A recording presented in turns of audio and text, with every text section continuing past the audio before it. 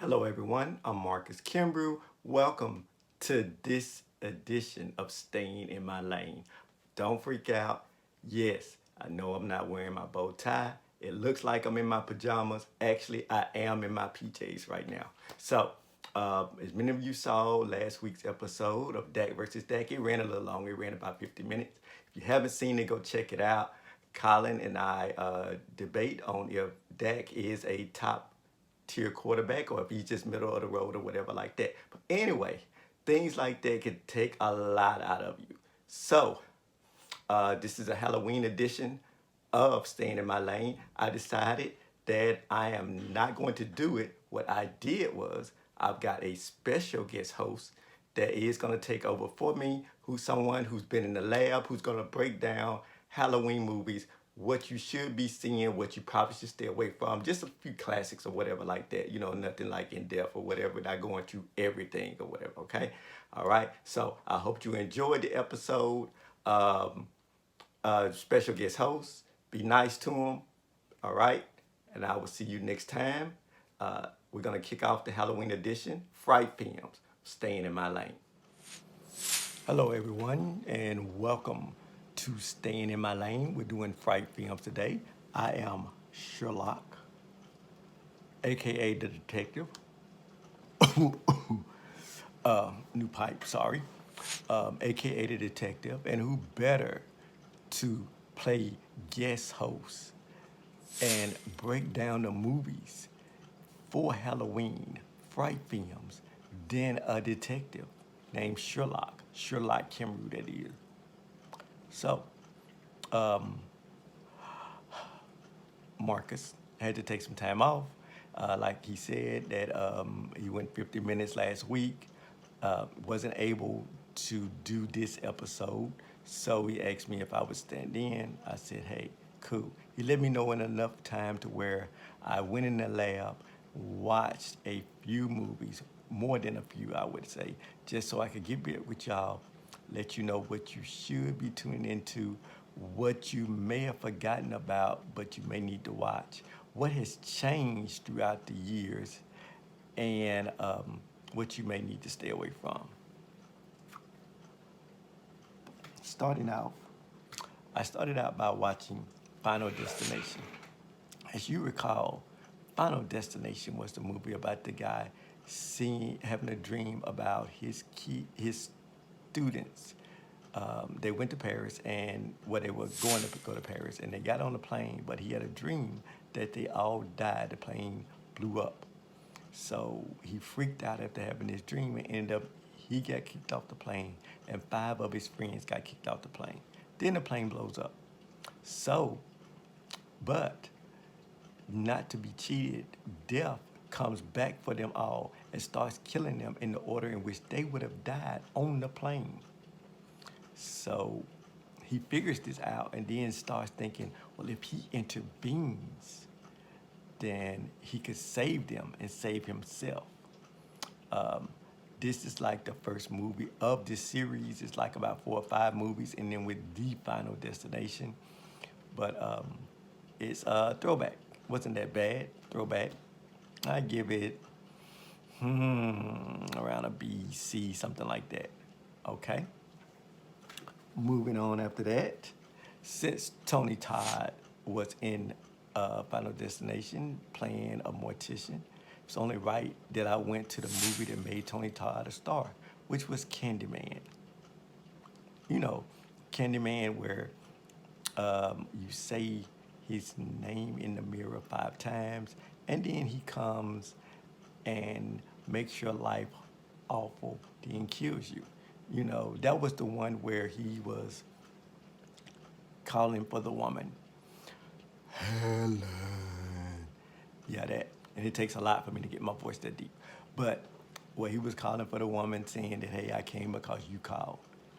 And she did that by saying his name in the mirror 5 times, like so. Candyman, Candyman, Candyman, Candyman. Next up, I watched Scream. See what I did there?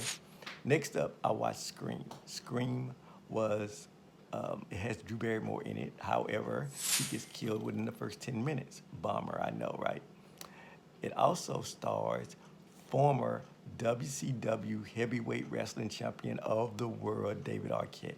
Never grow tired of saying that. Um, it's a movie about where they're kind of in a way spliffing other movies, and the tripped out part is that they're actually watching a horror movie while doing this horror movie, and saying what the villain would do, what the killer would do, what the victim would do, that kind of thing. The Wayans went on and made a try to split the movie, that which I looked at it already was a split, and they made Scary Movie, and like Scream has many parts, 2, 3, 4. Scary Movie is the same. All right, so moving on. After that, I watched a movie I hadn't seen before, The Conjuring. I actually did two back-to-back movies I hadn't seen before. One was The Conjuring, where this this lady is possessed by a witch, and they're trying to get it out of her by having a little exorcism. The couple that ends up doing it are waiting on a preacher to do it, where they could have been on and done it, but he didn't want to do it because he wanted to wait on the preacher, and something about him not going to church, that kind of stuff. Anyway, so they end up doing it and getting it out of her or whatever like that. It was, I say C at best. All right, moving on. The next movie that I watched I hadn't seen before was Insidious. Now, the reason why I had never seen Insidious, and it's got like 4 parts at this point, is due to the trailer for the first Insidious movie. In the trailer, the guy says, to sell it now, he says Insidious is insidious. And that kind of rubbed me the wrong way. It's like, so no one ever taught you not to use the word that you're defining in the definition. It goes against all laws of English. So, but after watching it, I thought, during the cover, you think it's just about this boy and the boy is killing folks or whatever. It's not actually like that, though. It's more of like a spirit thing, more like a poltergeist type movie or whatever. Had the old lady in there, and in a way, she did kind of say go into the light. She just didn't say it like go into the light. She didn't say it like that. But hey, that was pretty much the only thing missing. So after that, I watched Skeleton Key. Skeleton Key, I'm going to have to give it a rating of a D. The reason why I'm giving it a D is because I was totally fooled with the Skeleton Key. I watched the Skeleton Key years back. Kate Hudson, Gina Rowland. How can you lose with that combo? You can't. So I thought the movie was very good. Thought it was well put together at that time. Fast forward to October 30th. It's not that good. Okay, at all.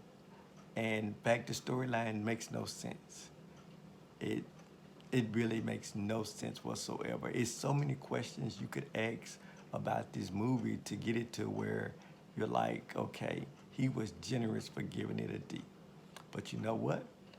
That's what Sherlock Kimbrough does. He shows generosity. And even though he spent all those hours in the lab and had to suffer through this mess, and he's telling you guys, watch it at your own risk, still giving it a D, which is considered to be a passing grade, but only because of Kate Hudson and Gina Rowland. That's the only reason. Moving on. After that, I watched Fallen. Now, I started this work in the lab at 1 a.m. on Tuesday morning. So by the time I got to Fallen, it was like somewhere around 3, 4 o'clock in the afternoon, which is the way I wanted it.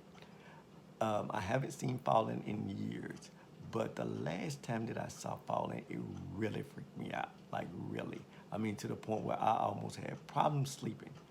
So I felt like if I'm going to do this again, Fallen needs to be in broad daylight. Of course, it was raining, and I didn't get the broad daylight that I wanted, but hey, it was still daytime nonetheless. Now, now, the only problem with watching Fallen was I'm wondering why I didn't just watch it at night, because the stuff that freaked me out before, it had no effect on me. And not just because it was daytime, but because, again, okay, the storyline made more sense. But then again, you got Denzel Washington, who's gonna do his thing, because that's what Denzel does. He does his thing. But it was just the other actors, and it's the storyline about how, the devil is left-handed now. Well, actually, it was an angel that is fallen. He's left-handed and loves to sing old songs. I think that he could update his playlist, you know. But anyway, he enters people by touch. There's even a little scene where this woman is trying to run from it, and he's chasing a woman. The spirit, the angel is chasing a woman by touching folks in front of him. So instead of running, he's like touching that person, touching that person, touching that person, touching that person.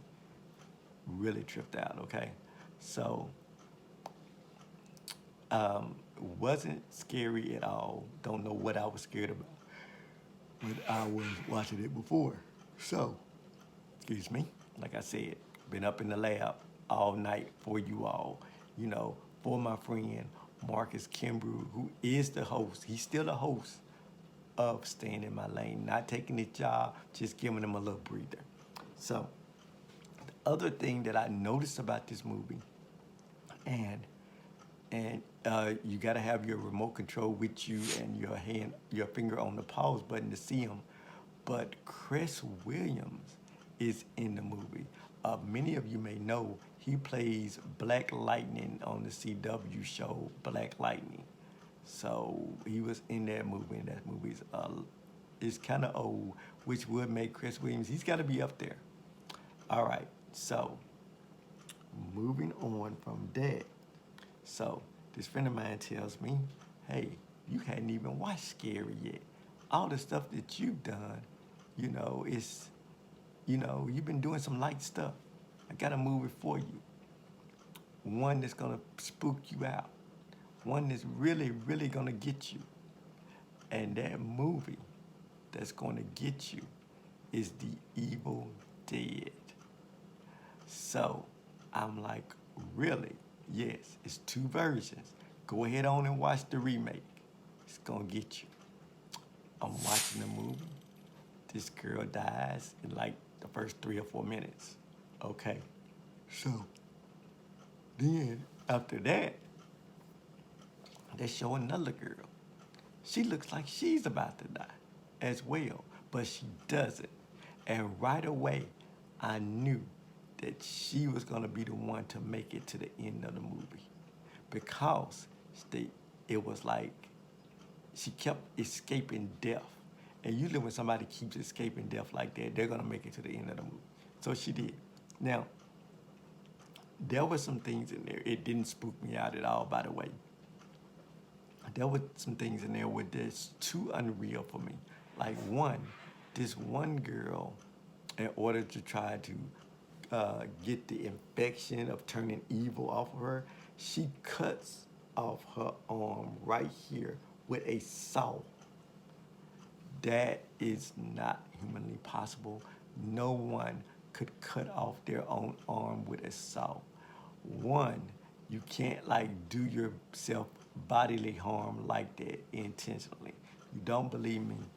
Try biting your hand as hard as you can. You can't do it. Your body will not let you do it. So therefore, if you can't bite yourself hard like that, then that also means you cannot cut your arm off.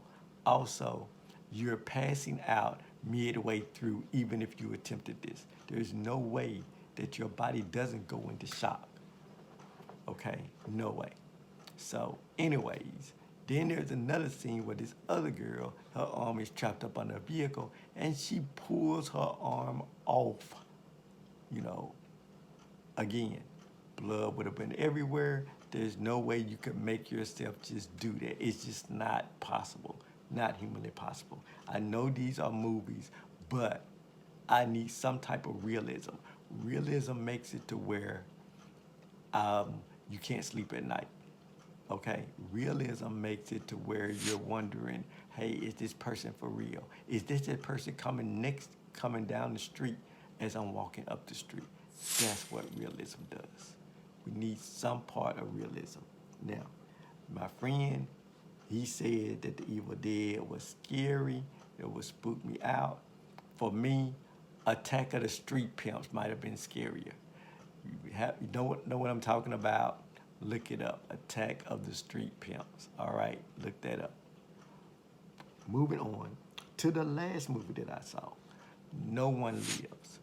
Now, one of my buddies told me about No One Lives a few years ago, and I was reluctant, very hesitant in seeing it because it was a WWE film. That's right, the wrestling organization. They made some movies, and they made some awful movies, okay? I mean, movies in which I would have had them arrested, couldn't get the warrant, couldn't get the judge to sign off on the warrant. Maybe I need to get a different judge, or maybe he needs to realize that Sherlock Kimbrough, aka the detective, always gets his man, except for when dealing with that judge. Moving on, No One Lives. Maybe one of the best movies that you will see as far as the horror genre goes.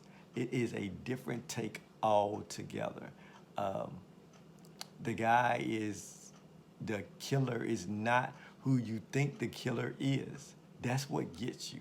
That's what like brings you in, pulls you in, makes you want to just give your all to this movie.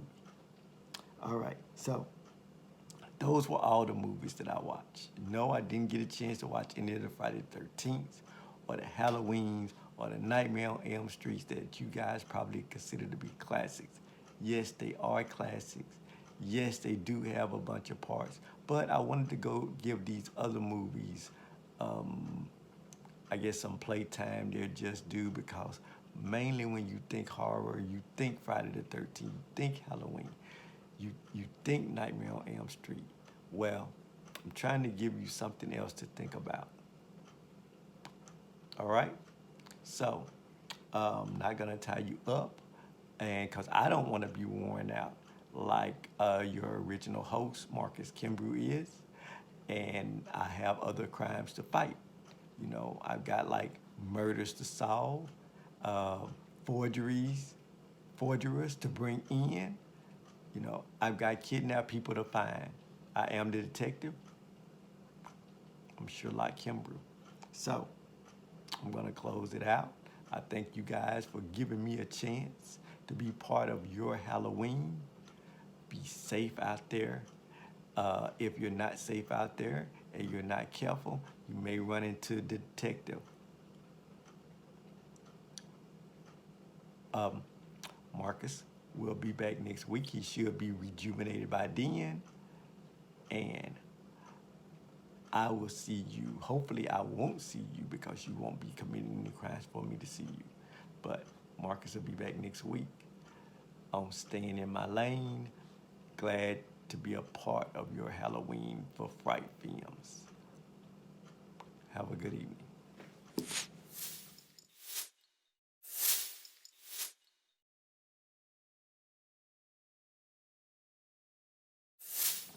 Hello, everyone. I'm Marcus Kimbrough. Welcome back to Staying in My Lane for a final word. So, Halloween means a lot to us as kids and as adults. As kids, it's that one time of the year where you can go around and get candy from everyone. No one can turn you down. You fill your bucket up with candy. You go home, you try to eat as much as possible so you can be sick the next morning and can't go to school. All right? Doesn't always happen that way, but as a kid, that's how I go, okay? Anything to miss school. But as an adult, it takes on a new sense because at this point, you've got all of these responsibilities that you got. So then Halloween turns into that one time of the year where you can step away from those responsibilities and you can be someone else. Maybe you want to be a superhero. Maybe you want to be Iron Man. Maybe you want to be Superman. Maybe you want to be Spider-Man, or somebody like Michael Knight from Knight Riders, or even Sherlock Holmes, a detective. Well, that's what that one day a year can do for you, is have you to step outside of that and be someone else, to step away from the mundane life that you're living, to step away from all the stress and give it a rest, give it a break. I'm different. I'm a nerd. So, and you guys may put down that word, but as a nerd, that means I get to do cosplay. And so that means I get to dress up and be whoever I want. Also, I'm also a published author. So through my writing, I get to be other people as well. So, and I can tell you that all of us, the way the world is going, we all need a break. We all need to take a step away from being who we are and be maybe that superhero that was so cool when we were a kid, and we put on our jacket as a cape and went around doing all of this right here or whatever like that. Yeah, that was me that did that. But now there's nothing wrong with it. So I say to you, never forget that you are a child inside, and look forward to Halloween. You can be a ghost, you can be Dracula, you could be Superman, you could be Iron Man, you can even be Tony Stark. Sky's the limit. Happy Halloween. I'm Marcus Kimbrough. Be sure to like, comment, share, and subscribe, and I'll see you next time on Staying in My Lane.